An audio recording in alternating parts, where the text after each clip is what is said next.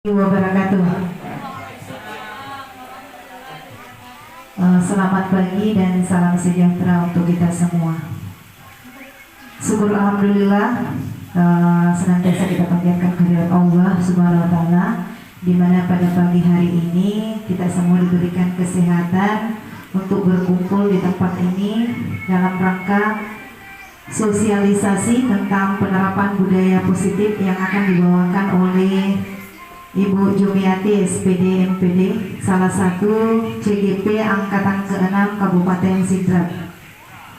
Yang saya hormati Bapak Wakil Kepala Sekolah, yang saya hormati Bapak Pengajar Praktik Program Pendidikan Guru Penggerak Angkatan ke-6 Kabupaten Sidrap, yang saya hormati Ibu Pemateri yang merupakan salah satu CGP Angkatan ke-6 Kabupaten Sidrap, dan yang saya hormati Bapak Ibu Guru UPT SMP 4 Pituriasit. Baiklah, untuk memanfaatkan waktu yang ada, langsung saja kita persilahkan pemaparan materi yang akan dibawakan oleh Ibu Jumiati SPD MPD tentang penerapan budaya positif di sekolah. Dengan hormat disilakan. Terima kasih Bu Moderator. Assalamualaikum warahmatullahi wabarakatuh. Yang saya hormati Bapak Wakil Kepala Sekolah, yang saya hormati Bapak Pengajar Praktik yang berkenan hadir bersama kita pada kesempatan pagi hari ini, Bapak dan Ibu, rekan guru, staf SMP Negeri 4 Pituriasit yang sama-sama berbahagia. Marilah kita senantiasa memanjatkan puji dan syukur kepada Allah Subhanahu wa taala yang telah memberikan kita nikmat kesehatan, kesempatan, sehingga pada pagi yang berbahagia ini kita sempat duduk di acara sosialisasi budaya positif calon guru penggerak angkatan ke-6 Kabupaten Sidrap. Salawat dan salam semoga tetap tercurah kepada Nabi kita Muhammad SAW, Nabi sebagai uswatun hasanah.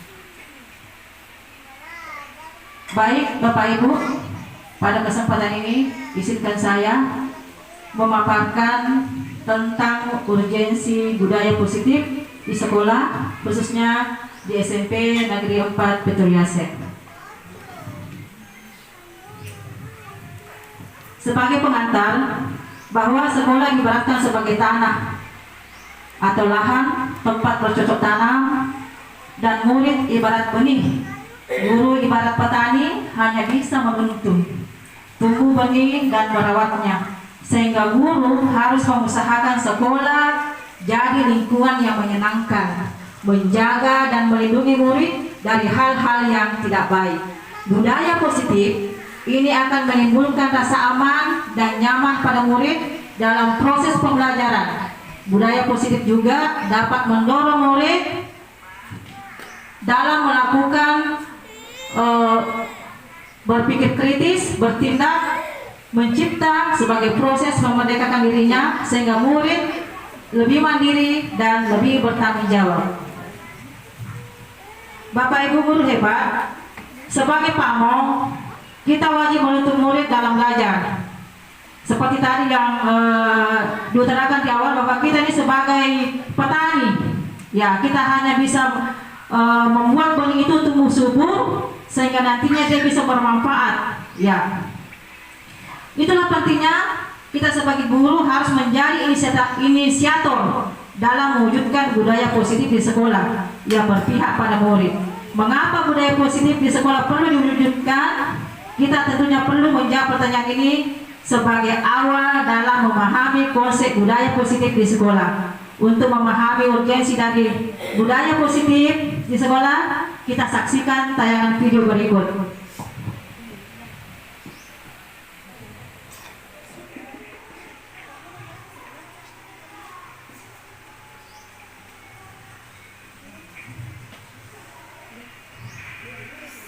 Jadi ada video, silakan kita simak bersama-sama.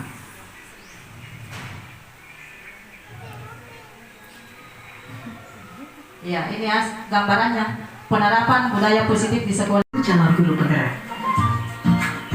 Video ini akan menampilkan dua sekolah dengan budaya sekolah yang berbeda. Perhatikan perilaku guru dan murid di kedua sekolah tersebut. Silakan menonton dan merefleksikannya. Pagi anak-anak, besok sekolah kita akan mengadakan lomba kebersihan. Kita harus jadi juaranya ya. Besok kalian harus membawa semua alat kebersihan. Paham anak-anak? Aku duluan yang pegang sapunya. Aku yang pakai dong berarti. Aku kan juga mau pakai supaya dapat pujian bu guru. Baik, Anda telah menyaksikan video budaya sekolah di sekolah A. Nah, sekarang Anda akan mengamati bagaimana budaya sekolah B. Amati perilaku guru dan murid di sekolah B. Selamat menyaksikan. Selamat pagi anak-anak. Agenda belajar kita pagi ini, kita akan keliling sekolah. Tugas kalian adalah mengamati kebersihan lingkungan di sekolah kita ya. Nanti sampaikan satu persatu di kelas.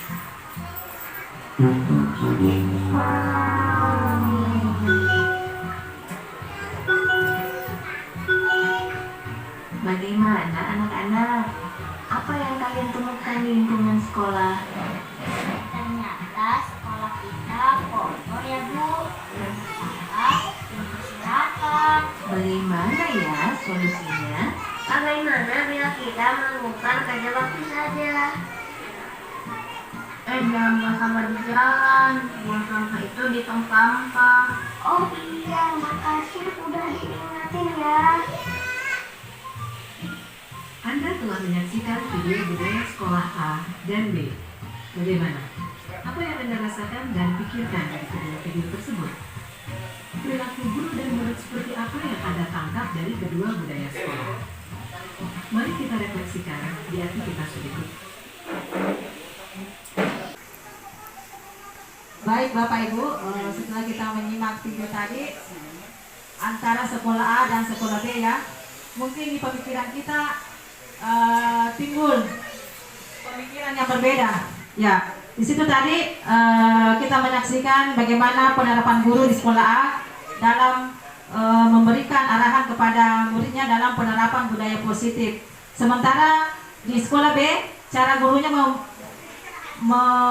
menginstruksikan untuk melakukan budaya positif dengan cara yang berbeda. Nah, kira-kira tapi Bapak Ibu dari kedua video tersebut apa yang terlihat ya dari kedua cara tersebut ya?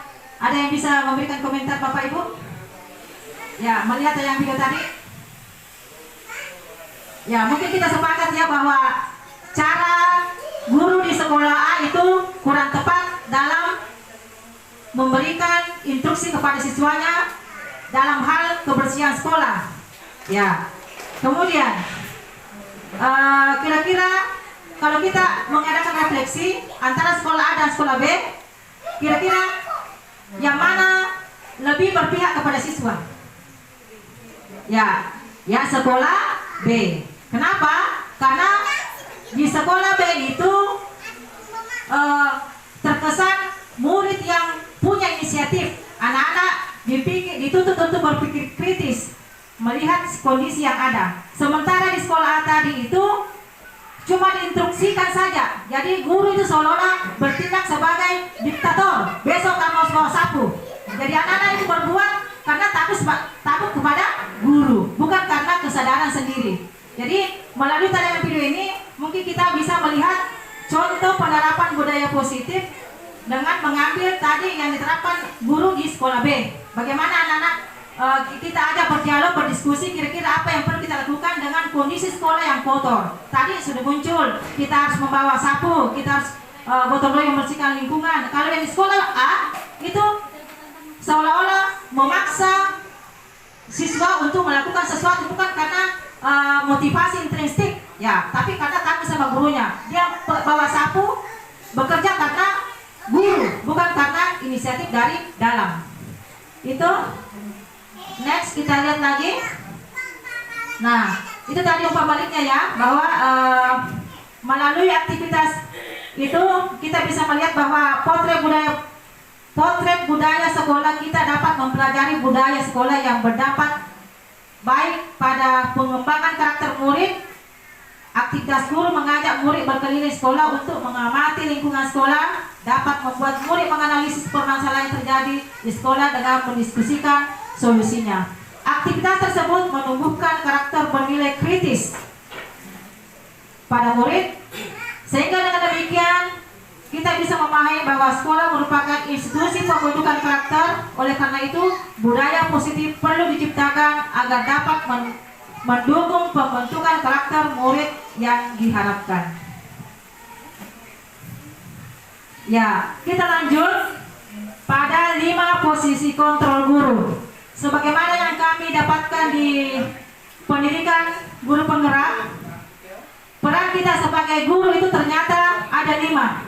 Ya, kita sebagai penghukum, sebagai pembuat rasa bersalah murid, bisa menjadi teman, bisa menjadi pemantau, dan bisa menjadi manajer.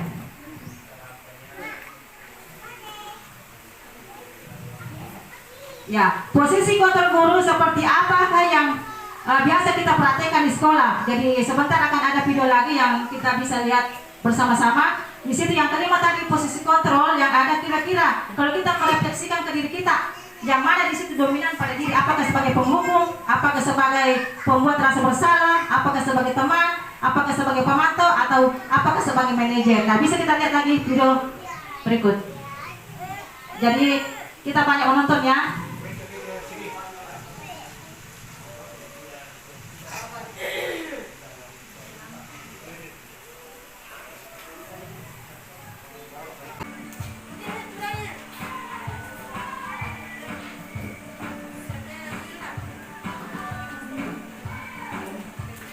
Halo, Bapak Ibu Guru calon guru penggerak. Video ini akan menampilkan 5 adegan interaksi guru dan murid. Silakan menonton dan merefleksikannya.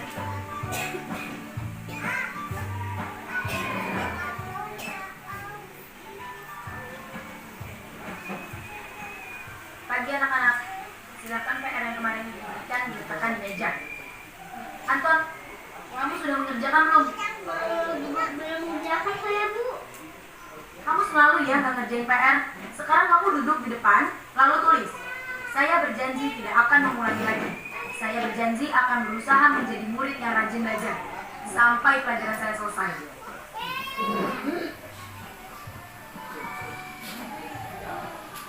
Pagi anak-anak, hari ini ada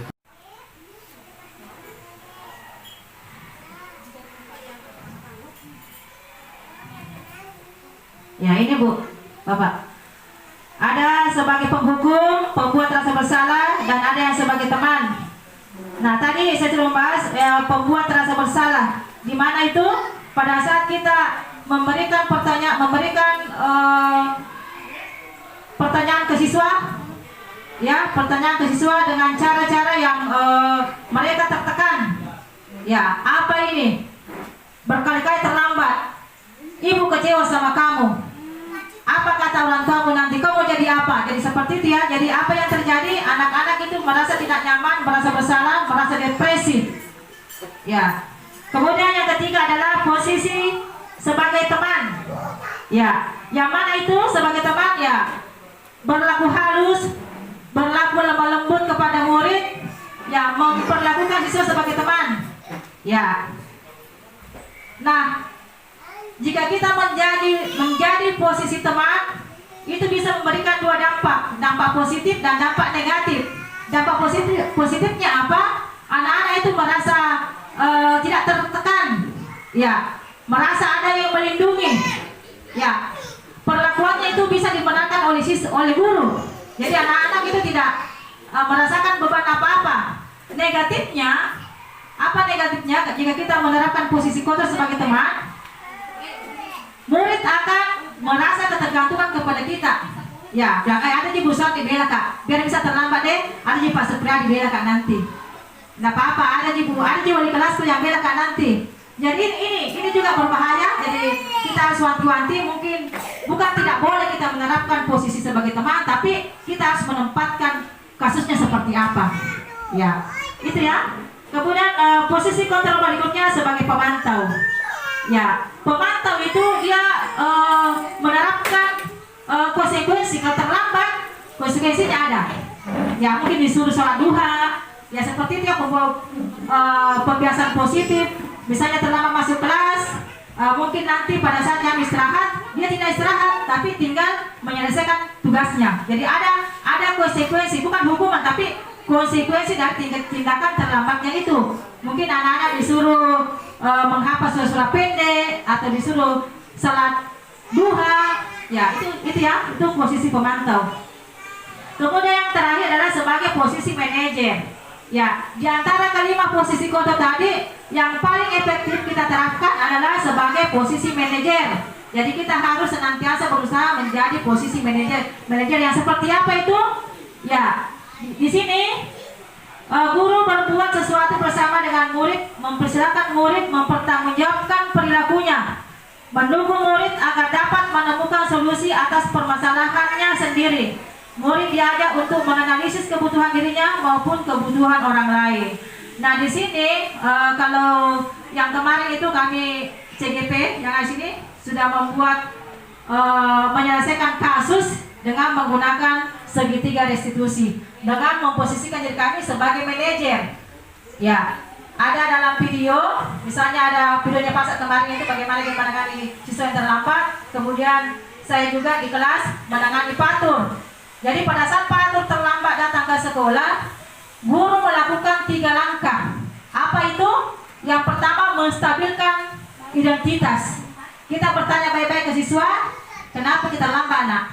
Nah, siswa akan memberikan alasannya. Ya, setelah guru melakukan identitas, menstabilkan identitas, langkah kedua adalah bagaimana dia memvalidasi tindakan yang salah. Tindakannya patut tadi itu ada salah. Nah, kita tawarkan, kira-kira bagaimana kamu memperbaiki kesalahan ini. Ya, kita menawarkan ke siswa bahwa apa tindakan tanah untuk memperbaiki kesalahan ini. Mungkin responnya siswa, saya akan menyetel alarm HP saya, Bu. Saya akan menyuruh ibu saya membangunkan saya lebih awal. Ya, di situ akan muncul solusi dari siswa. Jadi bukan guru yang menawarkan kamu harus bangun, kamu harus menyetel alarm HP, bukan, tapi solusi itu dipilih oleh siswa. Dari situ akan muncul motivasi intrinsik dari dalam bahwa saya harus begini, karena itu tadi solusi yang dia ungkap ke guru. Kemudian yang ketiga adalah bagaimana kita menanyakan keyakinan ke siswa. Bisa tidak besok kamu tidak terlambat lagi. Bagaimana kau menghargai dirimu? Ya, menjadi teladan bagi dirinya. Di situ menawarkan solusi-solusi yang berpihak kepada murid. Dia menjadi sebagai posisi manajer. Ya, kemudian di sini ya, dalam aksi nyata, saya sudah melakukan penanganan kasus ya, menggunakan posisi kontrol sebagai manajer dengan menggunakan segitiga restitusi, kasus murid yang terlambat dan kasus pembulian di sekolah. Ya, saya videonya tidak bisa ditampilkan ya. Ya, karena ada di sini di slide 1 ini. Ya, bisa kita barangkali karena saya hanya menyediakan video ini Bapak Ibu ya. Atau kita saja untuk lebih jelasnya bisa diakses di YouTube ya. Jadi kami juga mengharap dukungan dari Bapak Ibu agar aksi kami bisa disaksikan di YouTube ya. Karena semua tugas-tugas yang masuk di LMS harus diupload dulu di YouTube. Jadi kita ini istilahnya jadi YouTuber dadakan ya. Meskipun segala keterbatasan kami harus bisa. Video-video kami itu kasihan masih diminta tapi apa yang boleh buat, itu tuntutan dari LMS, harus bisa.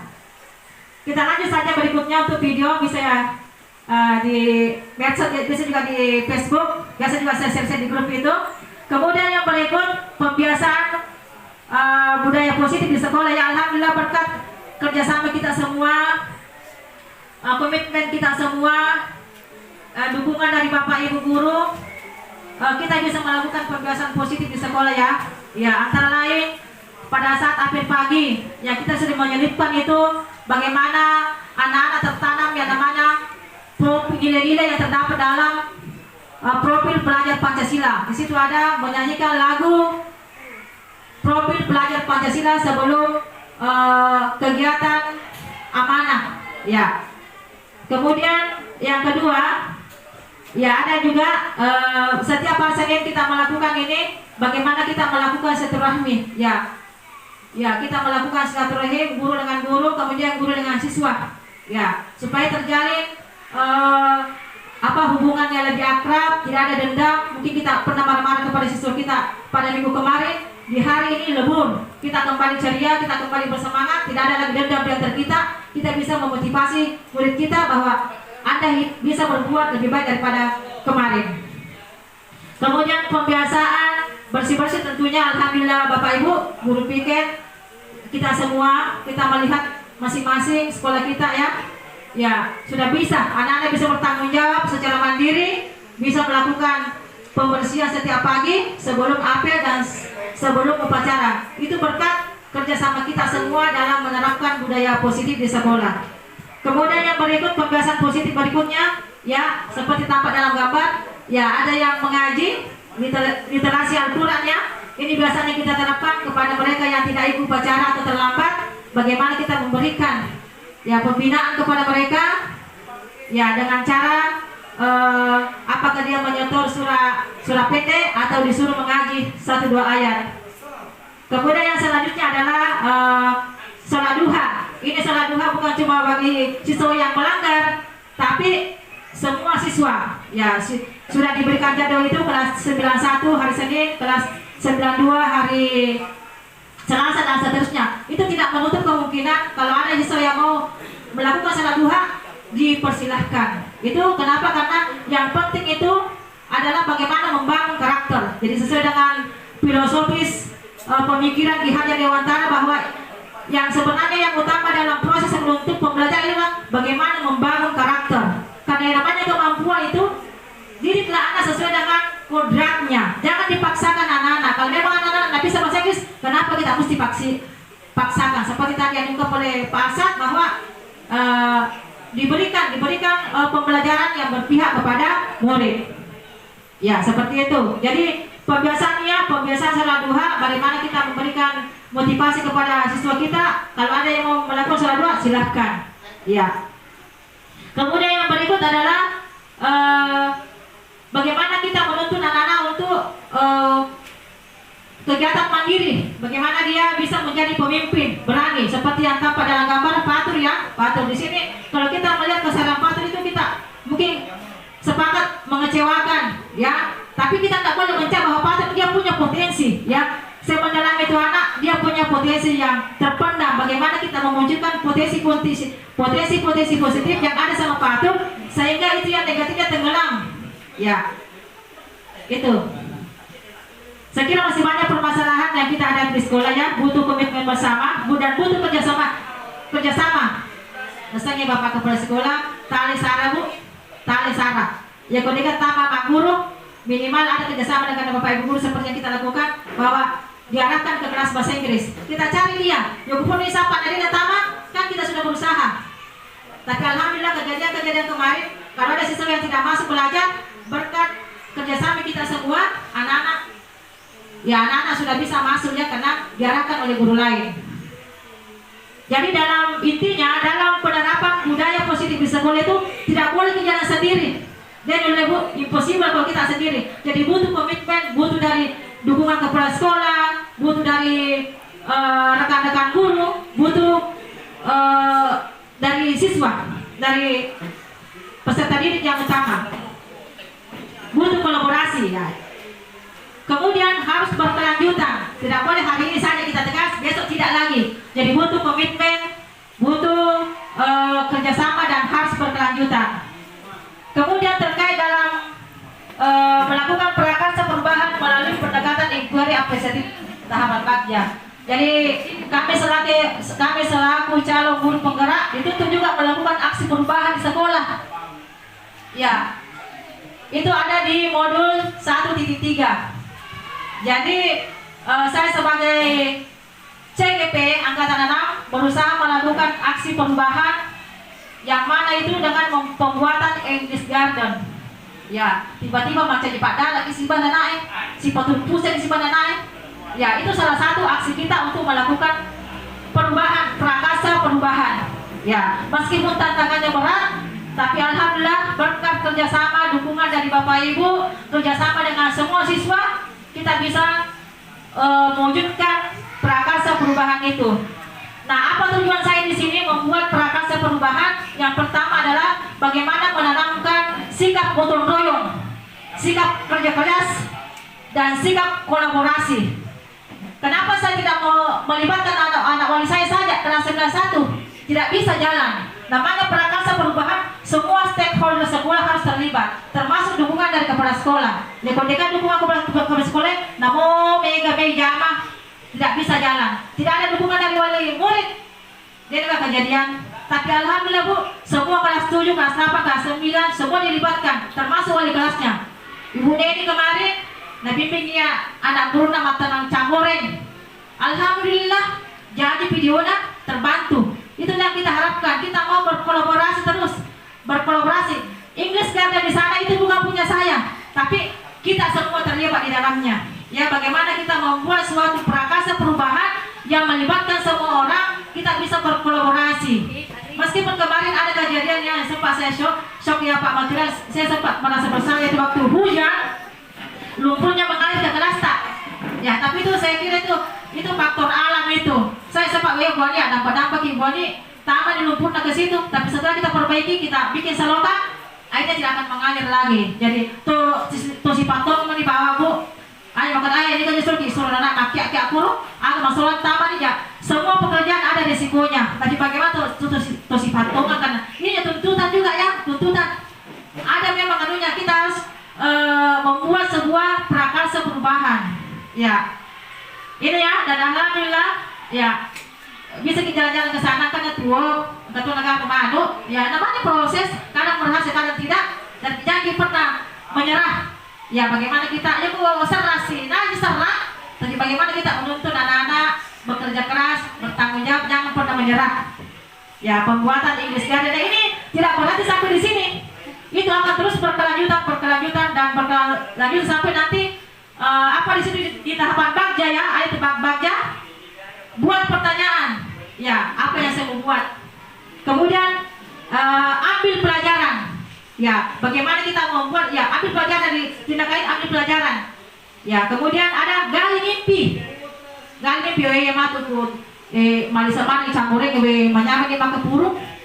Manyaman ni mala dondong, mabuan lang base, mabuay iladange, mabuan terunge, tidak ke pasar pagi beli. Jadi kita menghayal. Kemudian jabarkan eksekusi. Ya, langsung bertindak, jangan cuma menghayal saja, tidak akan terjadi namanya aksi perubahan. Ya, kemudian eksekusi ya. Ya itu terkait, jadi masih banyak terkait dengan aksi perubahan Bapak Ibu. Mari kita membuat aksi perubahan di kelas. Mungkin bisa kita membuat contoh di kelas pojok baca. Bagaimana kita menggerakkan semua siswa yang masuk di situ, bukan cuma anak wanita, menggerakkan semua guru. Bilang, maukah saya buat ada di situ bacaan bahasa Inggris, minta ke bahasa Inggris. Maukah saya ada matematika di dalamnya? Ya, itu contohnya membuat prakarsa perubahan. Kita bisa membuat pojok baca dalam kelas. Mungkin juga barangkali menciptakan siswa yang kreativitas dalam kelas. Ya, seperti kelasnya Bu Kasmi, ya itu sudah bagaimana dia mengajak siswa untuk kreativitas, berkarya, karya-karyanya dipajang dalam kelas sebagai media pembelajaran. Jadi banyak, saya kira banyak ya, banyak program yang bisa kita lakukan. Jangan cuma mengatakan, program berpenggerak itu tidak.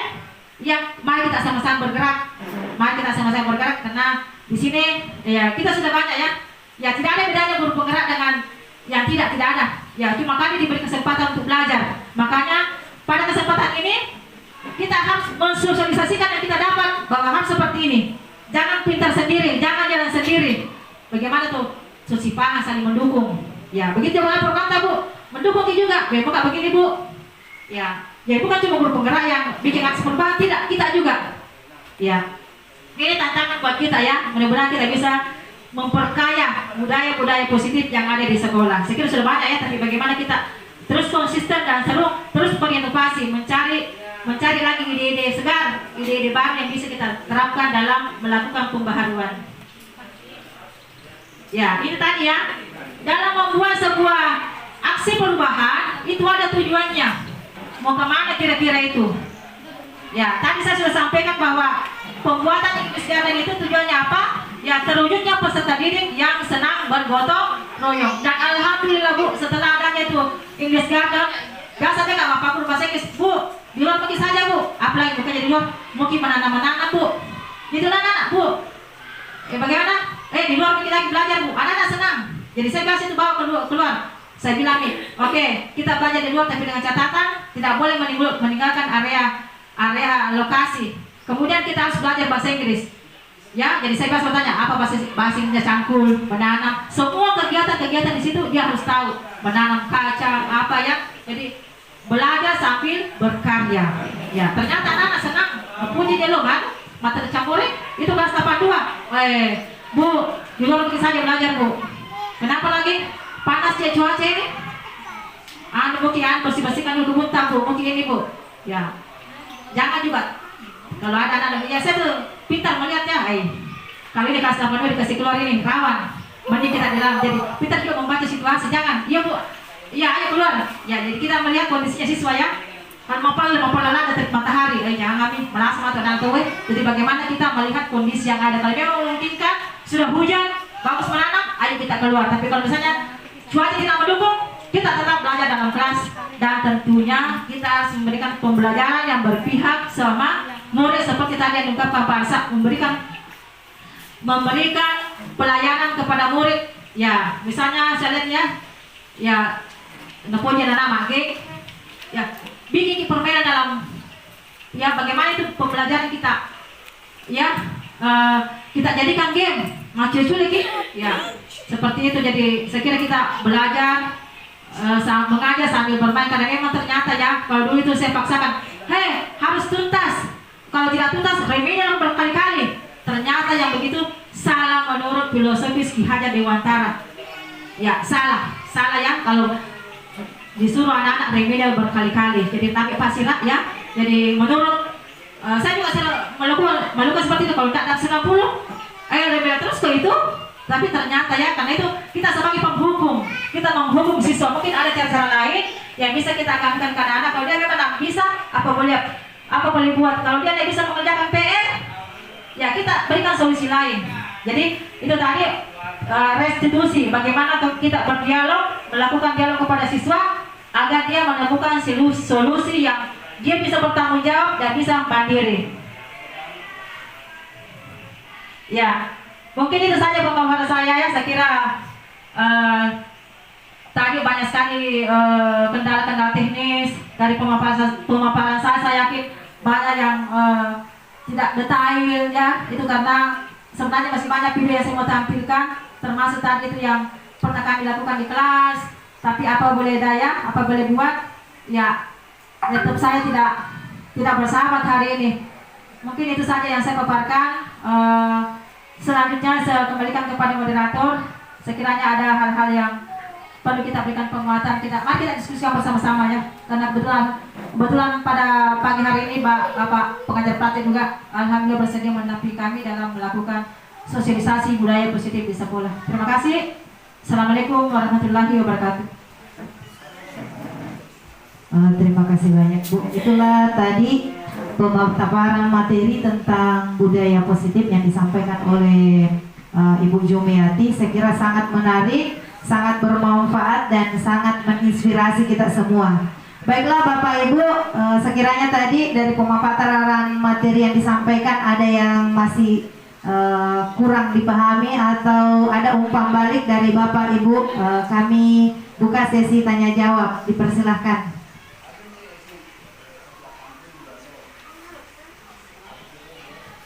Silakan yang mau bertanya seputar bagaimana tadi penerapan budaya positif, dipersilakan.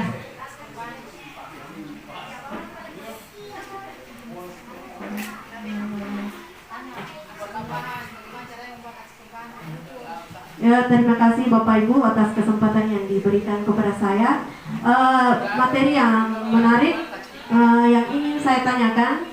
Pemateri tadi memaparkan 5 posisi kontrol, mulai dari tadi penghukum, kemudian pembuat merasa bersalah, kemudian menjadi teman, pemantau, dan manajer.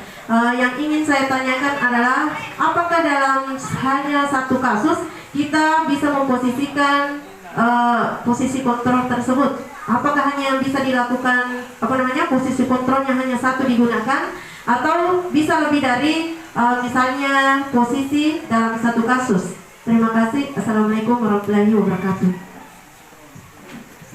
Oke, pertanyaan yang sangat bagus ya. Bagaimana menerapkan posisi kontrol? Apakah hanya satu atau bisa lebih dari satu dalam penerapannya? Saya kira langsung saja ya kita berikan kesempatan pada materi. Terima kasih Bu atas pertanyaannya, ini pertanyaan yang luar biasa. Ya, baik, saya akan mencoba menjawab. Apakah dalam menangani sebuah kasus itu kita bisa menerapkan satu saja posisi kontrol atau bisa lebih seperti itu barangkali Bu ya? Ya, oke.